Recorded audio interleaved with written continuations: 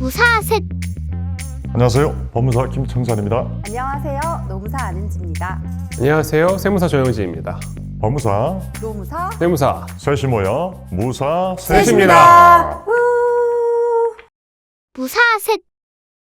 요즘 대선 전국 때문에 온 나라가 시끌시끌한데 대선 주자들의 공약에 따른 또 재미난 이야기거리가 있어서 안무사님께서 오늘 소개해 주러 오셨죠? 네, 대선 주자들이 우리나라에 근무하는 시간을 줄여야 된다라고 하면서 뭐 주 4일제를 하자, 주 4.5일제를 하자라는 것이 지금 굉장히 이슈가 되고 있습니다. 사실 그 국제노동기구라는 게 ILO? ILO, 네, 역시 ILO도 권고하는 근무 시간이 하루 8시간, 주 5일, 일주 40시간이 기준이 되어 있어요. 우리도 그렇게 하고 있잖아요. 그러니까요. 근데 통계에서는 여전히 월로 따지면 우리나라가 실제 근로시간은 굉장히 길다라는 통계들이 되게 많이 있어요. 시간 외 근무를 많이 해서 그런가요? 그쵸. 이게 사실은 주 5일 근무에서 모든 업무를 다 처리할 수 있는 뭐 직종들도 있겠지만 제조업이라든지 굉장히 일이 몰리는 회사들 있을 수 있잖아요. 그러다 보니까 월에 이제 실 근로시간 기준으로 따졌을 때는 여전히 우리나라가 뭐 OECD 평균의 뭐 130시간, 140시간 정도 일을 더 하고 있다라고 합니다. 주 4일제를 해야 된다. 주 4.5일제를 하자. 말이 굉장히 많이 나오는데 주 4일제는 말 그대로 하루 이제 8시간의 고근무 체제를 유지하되 하루를 근무를 안 하는 거니까 근로 시간 자체가 줄어드는 거죠. 그러니까 일주에 32시간을 일을 하게 되는 거잖아요. 근데 주 4.5일제는 뭐냐면 일주 40시간 현행은 유지를 하자. 대신에 금요일 오후에 일하는 그 뭐 한 4시간 정도겠죠?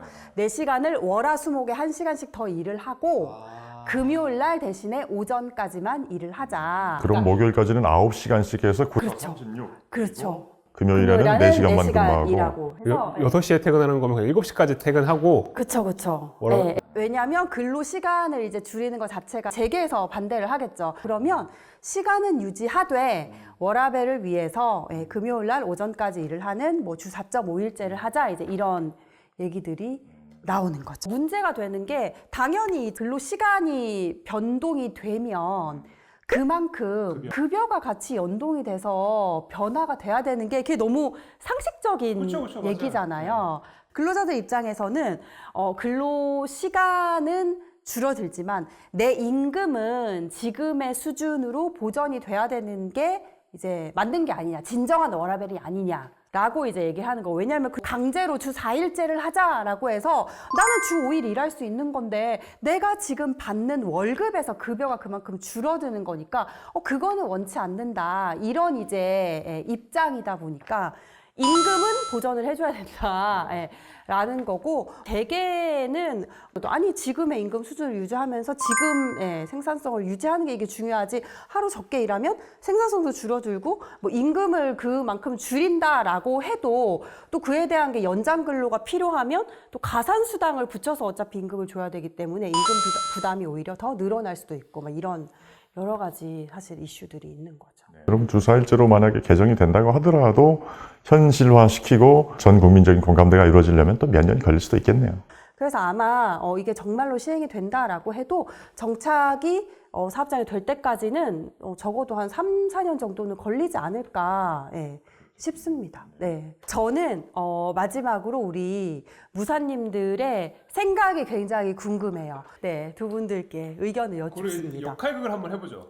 역할극 어떻게 법무사님은 할까요? 근로자 입장에서 말씀 한번 해보시고 어. 사업주 입장에서 좋아요. 왜냐면 일에 있어서 성과도 중요하겠지만 가정 내에서의 행복이라든지 그 외의 활동에 있어서의 어떤 여유를 준다라는 면에서 근로시간은 줄이고 또 개인의 행복감은 더 증대시킬 수 있는 그런 정책이 만들어지는 것은 환영합니다. 저는 제 입장과 다르게 해요. 역할극이니까 어쩔 수 없이. 원래는 그게 아닌데 어쩔 수 없이. 네네, 알겠습니다. 사업주의 모든 입장, 그러니까 그분들의 입장을 대변하자면 말 같지 않은 내용. 본인의 의견이 아니라 지금 역할극에 심취한. 그렇죠. 왜냐하면은 근로시간을 줄어들면 당연히 급여액은 줄어드는 게 너무 당연한 거 아닌가요? 분명 그렇게 얘기할 수 있어요. 중소기업이라든가 영세사업자들은 그 인건비에 대한 그 부담이 굉장히 높아요. 네. 사실상 인건비뿐만 아니라 거기에 수반되어지는 이제 4대 보험료 문제까지도 있고 하니까 지금 최저임금도 계속해서 오르고 있는 이 시점에 근로시간도 줄이고 급여액은 그대로 놔두고 이렇게 되어지면 영세한 사업자들, 중소기업들의 입장에서는 너무 가혹한 게 아닌가. 또 그런 생각이 들어요. 절대적으로 몇 시간을 일하냐라는 것이 중요한 게 아니라 결국은 효율성이죠. 업무의 효율성과 생산성이 그만큼 높지 못하고 정말 영혼을 갈아 넣는 식으로 일을 하는데 삶의 질은 그렇게 좋아지지 않는. 그렇다면 대한민국의 경제 체제 전체를 개선을 해야지 될 일이지 이렇게 억지로 이렇게 근무 시간만 줄여서 좋아지는 것은 아니지 않겠냐. 결국은 절충안으로 갈 수밖에 없지 않나 그런 생각이 들어요. 다시 사업주의 입장에서 얘기하자면 업무의 객관화가 필요할 것 같아요. 어디까지 끝내놔야 되고 이게 명확하게 있어야지만 주 4일 근무, 4.5일 근무가 가능한 거지. 이게 만약에 안 되고 나서 무조건 근무일수를 줄인다.